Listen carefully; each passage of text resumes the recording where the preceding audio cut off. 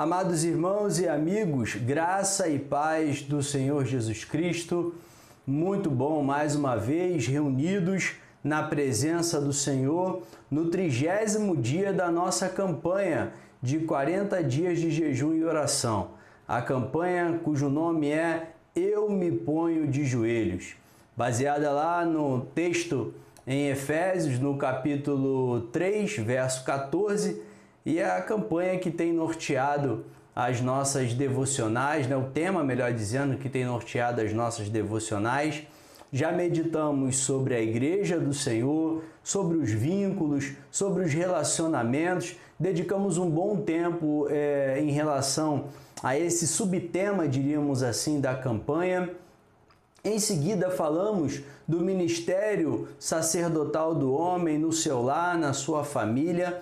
Na última semana, dedicamos 6 devocionais ao ministério da mulher. E agora, hoje, já estamos na 3ª devocional, 30º dia da campanha, como eu falei, cujo tema agora, o subtema, seria os nossos filhos, ou melhor, é sobre os nossos filhos. Então nós louvamos a Deus por esse tempo bom, tempo de oração, tempo de clamar pela nossa família, clamar pelo nosso casamento, clamar pela igreja local, mas também a igreja universal, ou seja, a igreja que está por sobre toda a face da terra. Vimos que nós hoje que estamos aqui neste mundo somos a igreja militante, a igreja triunfante já goza da glória com o Senhor. Em breve também estaremos nessa condição de igreja triunfante, mas até lá precisamos militar para levar o Evangelho de Cristo, principalmente aqueles que são domésticos, que são do nosso lar. Então nós vamos mais uma vez fazer a nossa audiodescrição. Meu nome é Júlio de Carvalho, tenho 43 anos, aproximadamente 1,80 m, sou um homem pardo, calvo e uso cabelo, cortado à máquina, uso óculos. Hoje estou vestindo uma camisa polo, manga curta, na cor azul, é um azul bem clarinho, alguém diria que é azul bebê, E o fundo é um fundo branco. Então, sempre lembrando, este é o cenário que constitui aí a ambientação para a gente trazer essa devocional, e é uma medida de acessibilidade às pessoas com deficiência visual. Convido você a mais uma vez, livro de Jó, capítulo 1, verso de 1 a 5. Fizemos isso nas 2 últimas devocionais, lemos, esse texto e leremos de novo. Diz o seguinte: havia um homem chamado Jó, que vivia na terra de Uz. Ele era íntegro e correto, temia a Deus e se mantinha afastado do mal. Tinha 7 filhos e 3 filhas.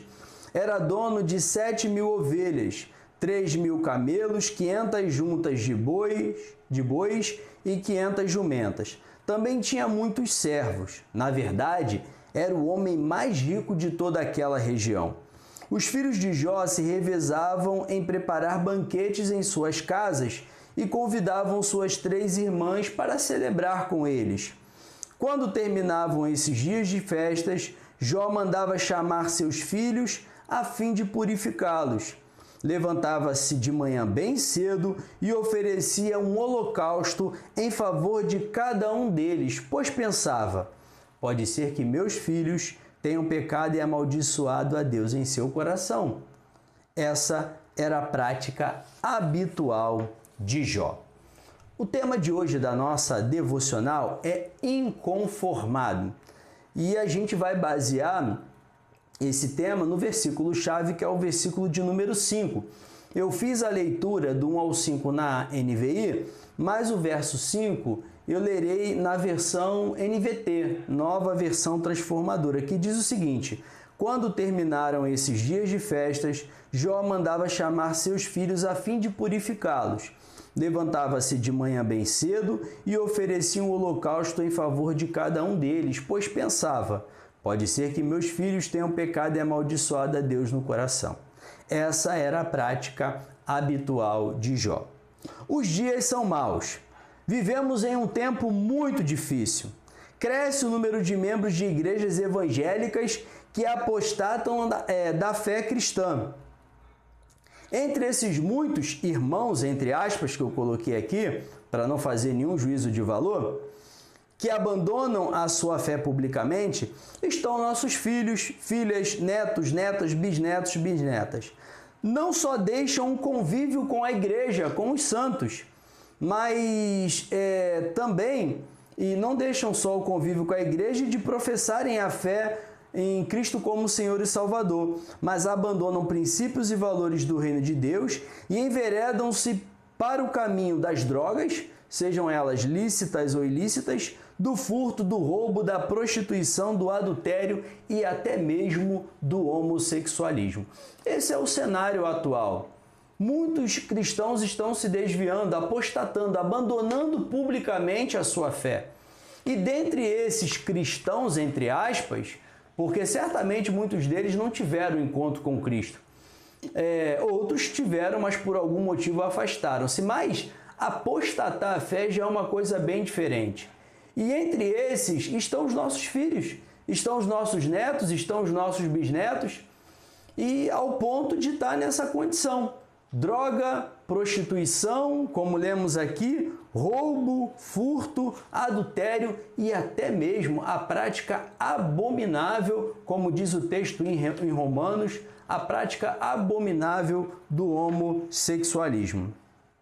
Nesse cenário, qual tem sido a reflexão, posicionamento e ação dos líderes cristãos, das igrejas locais e principalmente dos pais? Diante dessa realidade, como que a igreja, como que os líderes e como que os pais estão agindo? Eu posso afirmar a vocês, e vocês podem constatar isso também em muitos lugares. E não é só novas igrejas com outras identidades não, tá? Muitas igrejas ditas tradicionais estão se conformando com algumas dessas questões. Há pouco tempo, há uns 2 anos talvez, uma grande igreja em São Paulo, um pastor batista, admitiu a possibilidade de um dia ainda unir pessoas do mesmo sexo. As pessoas estão se conformando com essa realidade.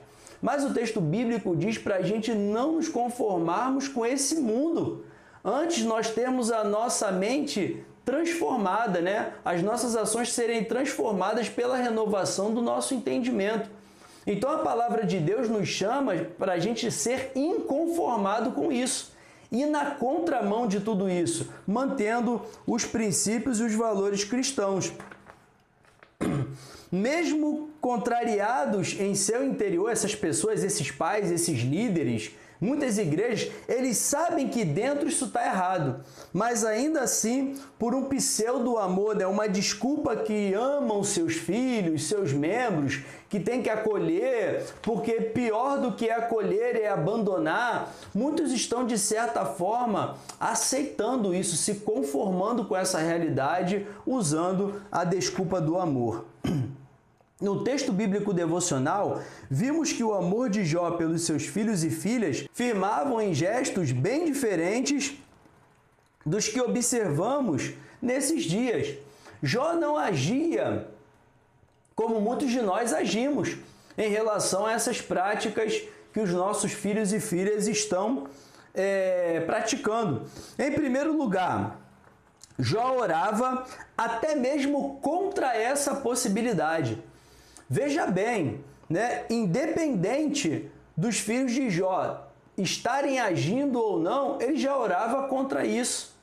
Ele não esperava a situação de uma apostasia de fé, de pecado contra Deus para poder orar. Nós estamos aceitando já os nossos filhos nessa prática. E Jó, sem os filhos dele estarem naquela prática, na possibilidade dos filhos dele estar naquela prática, ele já orava. Olha o que o texto diz, parte do texto que nós lemos. Pode ser que os meus filhos tenham pecado e amaldiçoado a Deus em seu coração. Então Jó orava até mesmo contra essa possibilidade. Ele nem esperava isso acontecer. Só de pensar na possibilidade disso acontecer, ele já pedia perdão a Deus, já oferecia holocaustos, pedindo perdão pelos possíveis pecados dos seus filhos. Essa era a atitude de Jó. Jó não orava quando, a frase diz, né, quando o leite estava derramado, né, uma frase popular. Jó não orava nessa situação, não. Ele nem mesmo admitia, aceitava a possibilidade de seus filhos pecarem contra Deus. Aquele homem íntegro e correto sabia que o pecado é uma escalada de ações ou omissões que, se não interrompidas no início, leva-nos a práticas de atos abomináveis em confronto à palavra, que é boa, perfeita e agradável para os filhos de Deus. Então vocês vejam bem, vejamos só, né? Jó já queria ali, antes do leite ser derramado, já cortava o mal pela raiz. Porque ninguém, amados, acorda um belo dia, está numa igreja, acorda um belo dia e decide sair para roubar, sair para furtar, sair para matar, sair para praticar prostituição, adultério, homossexualismo. Não. Isso é uma escalada. Começam com comportamentos sutis e a gente vai admitindo aquilo ali, admitindo até que chega num ponto que é muito difícil reverter. Mas Jó, nem essas mínimas ações, né, ele não concebia, não aceitava. Então, peraí, antes até mesmo dos meus filhos pecarem, só de eu pensar dessa possibilidade, eu já vou consagrá-los a Deus, eu já vou orar, já vou me quebrantar, já vou me derramar na presença do Senhor. Um outro ponto também que Jó não se conformava, além dele orar, antes mesmo da possibilidade dos filhos cometerem pecado, era que ele não temia confrontar os seus filhos. Olha o que o texto diz. Jó mandava chamar os seus filhos a fim de purificá-los. Acabava aquilo ali, ele chamava, vem, o que foi, pai? Não, vamos aqui, ó, vamos purificar esse negócio, vamos orar, vamos pedir a Deus perdão. Porque não quero saber se pecou, se não pecou, isso a possibilidade de fazer isso é errado e eu já estou confrontando vocês. Vamos entregar aqui ao Senhor e pedir perdão por isso. Ele chamava os filhos, não tinha medo de confrontar. Isso sim é um gesto de amor. Porque muitos não querem confrontar dizendo que é amor e são permissivos. Isso é um gesto de amor, com sabedoria, com discernimento e autoridade. Precisamos confrontar os nossos filhos com excelsos, né, sublimes, elevados ensinamentos das Escrituras. Precisamos pegar e falar, não, as Escrituras dizem isso. Que prática é essa? Que conduta é essa? Olha, eu não estou gostando disso não. Eu não estou gostando desse negócio de você começar a tomar uma bebida alcoólica, ainda que seja uma de menor teor alcoólico. Eu não estou gostando dessa companhia. Eu não estou gostando não, rapaz, desse seu jeito aí efeminado. O que está acontecendo? A palavra não diz isso. Eu eduquei você no amor e na disciplina do Senhor, meu filho. O que está acontecendo? O que esse mundo está enchendo a sua cabeça dessas minhocas ideológicas aí? E está passando para você. A palavra não diz isso não. E eu preciso te falar isso. E eu preciso te falar isso em amor. Não leve isso para o coração. O que eu estou fazendo nesse momento é o amor. Então Jó fazia isso com seus filhos. Não, senta aqui, vamos orar. Que negócio é esse? Isso está errado. Não podemos nem devemos temer. Nossa obediência, devoção, santidade, consagração e amor é ao Senhor. E isso está acima de tudo. Acima dos nossos filhos. Lembre-se que em algumas famílias a profecia de Mateus 10, 34 ao 39 vai se cumprir, porque nem todos vão dar ouvidos à palavra do Senhor. O Senhor Jesus disse, vocês pensam que eu vim trazer paz? Eu vim trazer guerra. Daqui para frente é pai e filho um contra outro, a nora contra a sua sogra. Por quê? O que ele está querendo dizer com isso? Vivemos aqui uma vida desajustada. Todo mundo vive uma vida desajustada sem Jesus. Aí alguém daquela família se converte, já era. Vai ter uns probleminhas ali. Tem que clamar, tem que pedir a Deus misericórdia para Deus intervir naquilo ali. Vai ficar um contra o outro. Porque o evangelho é contra esse mundo, é contra a cultura, é contra esse mundo, porque esse mundo jaz no maligno. Então, amor pelos filhos é confrontar com sabedoria, com discernimento, mas colocando Deus em primeiro lugar. Deus é a nossa maior riqueza, a Deus o nosso maior louvor, a Deus o melhor do nosso amor. a Deus o melhor da nossa devoção, da nossa entrega. Amamos nossos filhos, entregamos nossa saúde para o bem-estar deles, físico, emocional, financeiro, espiritual. Mas o melhor que a gente tem que dar, a parte mais sublime do nosso ser, o nosso maior ato de amor é para Deus. Deus tem que estar em primeiro lugar no nosso coração, por mais que amemos os nossos filhos. Então precisamos ser inconformados com essa realidade. Fique inconformado somente com a possibilidade do seu filho pecar. Nem espere, Senhor, eu já estou aqui me colocando de joelho contra essa possibilidade dele orar, dele pecar contra o Senhor. Já estou aqui consagrando meu filho e minha filha. E outra coisa, Senhor, eu não vou temer não. Eu não vou temer confrontá-los não. Peço sabedoria, peço amor, porque eu não posso ofendê-los, nem devo ofendê-los. O Senhor não quer isso, mas eu preciso confrontar. Com amor, o Senhor vai me dar a palavra certa, na hora certa, da forma certa, mas eu creio em Jesus, que eu vou confrontar em amor. E também não vou lavar minhas mãos, a minha parte eu fiz, não é isso, nem tampouco vai brigar. Você vai confrontar em amor, na expectativa de que Deus quebrante o coração, e se Deus não quebrantar, infelizmente. É duro ouvir isso, mas há pessoas que vão ficar com o coração fechado para Jesus. Está num ponto, num nível de entrega ao pecado, que não permite, nem abre o coração para a intervenção do Espírito Santo. Não que ele precise de uma autorização, não é isso, mas ele deu o livre-arbítrio. Ele pode fazer tudo em todos, mas ele, por ter dado o livre-arbítrio a nós, há determinadas coisas na nossa vida que ele vai fazer a partir do momento que a gente aceitar aquilo ali. Então, meus amados, em primeiro lugar é Deus, e é assim que deve funcionar nas nossas relações. Vamos nos colocar de joelhos, pedindo a Deus que a gente não se conforme com esse mundo caído, pois a nossa mente já foi transformada pela palavra. Nada disso de aceitar esse tipo de comportamento entre os nossos filhos, seja ele qual for, contrário à palavra.